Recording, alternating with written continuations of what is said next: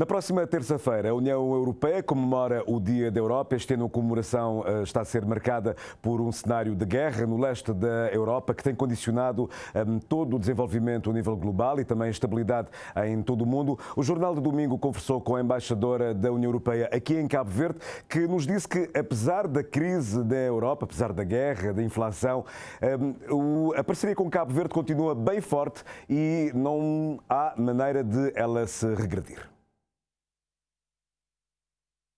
Há 73 anos, a 9 de maio de 1950, o antigo ministro dos Negócios Estrangeiros da França, Robert Schuman, lançava as bases para o processo da integração europeia.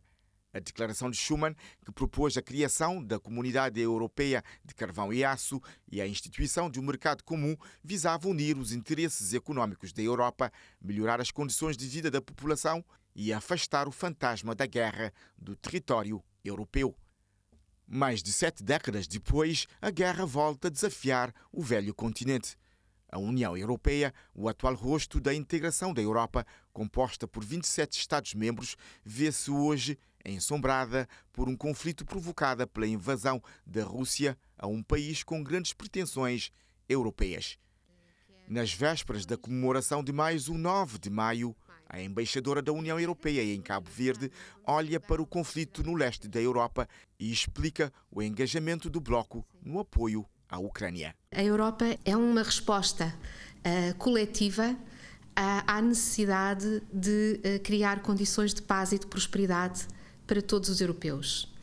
E é importante termos presente este contexto histórico para perceber também como é traumático para a Europa e para os europeus que tenhamos hoje novamente a guerra às nossas portas, não no nosso território, mas às nossas portas.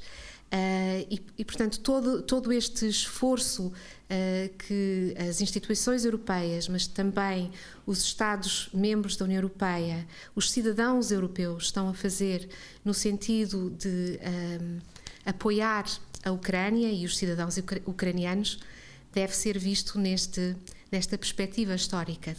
Por isso, o auxílio da Europa vai continuar pelo tempo que for necessário e com os meios que estiverem ao seu alcance, sublinha Carla Grijó, que não vê nesta postura nenhum incentivo ao conflito.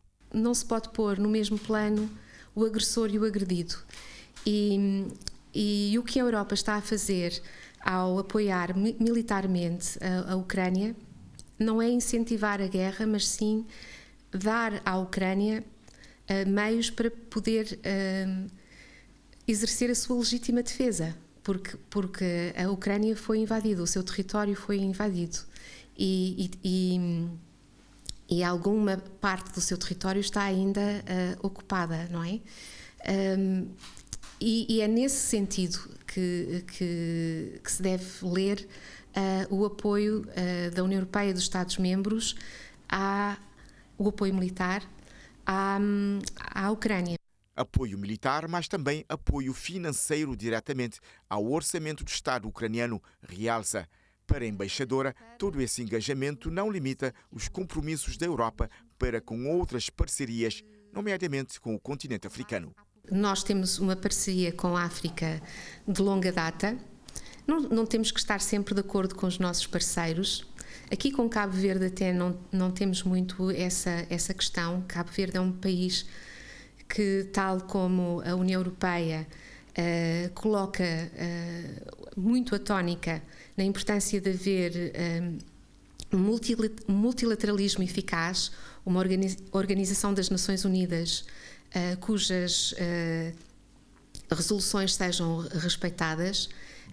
Há um coro muito grande de nações, incluindo muitas nações africanas, que condenaram esta invasão e eu penso que esse é o aspecto principal para nos entendermos com o continente africano.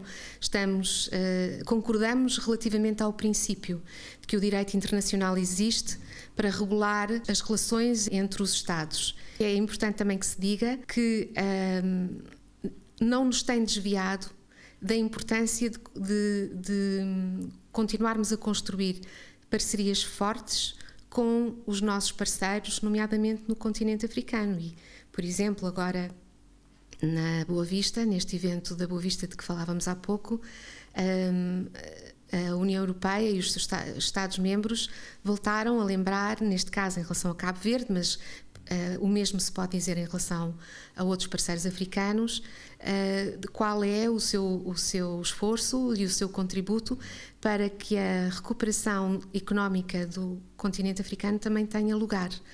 A Global Gateway é uma das janelas de financiamento da Europa para a recuperação económica de países afetados pelas recentes crises. Através dela, Cabo Verde pode aceder a fundos no montante de até 140 milhões de euros. A embaixadora Carla Grijó também abordou a situação do acordo de mobilidade e de facilitação de vistos, sem falar exatamente dos constrangimentos que existem na obtenção de vistos para a Europa. A chefe da diplomacia europeia em Cabo Verde realça as virtualidades do novo acordo que entrou em vigor a 1 de julho do ano passado. Para Carla Grijó, é preciso dar tempo para se avaliar os resultados. O acordo entrou em vigor há menos de um ano e, portanto, estamos ainda numa fase, digamos, de teste para saber se estas novas facilidades estão de facto a fazer a diferença ou não. Mas uma das coisas que eu penso que se deve assinalar, o Centro Comum de Vistos, que é gerido aqui em Portugal, em Cabo Verde pela Embaixada de Portugal, tem agora um novo edifício, não é? Novas instalações, muito mais equipadas e com mais recursos humanos, e eu penso que isso também pode ter uma implicação nesta avaliação que se vier a fazer do acordo, mas é preciso dar tempo para ver. A embaixadora da União Europeia diz entender a ambição do povo cabo-verdiano relativamente à livre circulação no espaço europeu, mas que, pelo fato do bloco ser composto por 27 Estados-membros, cada um com a sua perspectiva sobre o tema mobilidade, o melhor é apostar em pequenos ganhos, como os verificados no mais recente acordo de facilitação de vistos.